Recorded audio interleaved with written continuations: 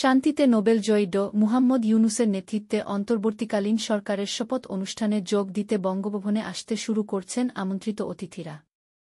বৃহস্পতিবার ৮ আগস্ট সন্ধ্যা ৬:৩০টার পর থেকে বঙ্গভবনে আমন্ত্রিত অতিথিদের গাড়ি প্রবেশ করতে শুরু করেছে। প্রধান ফটকে দেখা গেছে, বঙ্গভবনে প্রবেশের জন্য আসা আমন্ত্রিত অতিথিদের আমন্ত্রণপত্র দেখে ভেতরে প্রবেশ করতে দিচ্ছেন সেনা সদস্যরা। রাত ৮:৩০টায় এই শপথ গ্রহণ অনুষ্ঠান হবে। রাষ্ট্রপতি মো. শাহাবুদ্দিন নতুন অন্তর্বর্তীকালীন সরকারের শপথবাক্য পাঠ করাবেন। প্রায় ৪০০ অতিথির জন্য দরবার হলের প্রস্তুতি সম্পন্ন হয়েছে। নোবেল বিজয়ী অধ্যাপক মুহাম্মদ ইউনূস অন্তর্বর্তীকালীন সরকারের প্রধান হিসেবে শপথ নেবেন। অন্তর্বর্তীকালীন সরকারের সদস্য সংখ্যা প্রাথমিকভাবে ১৭ জন বলে জানা গেছে।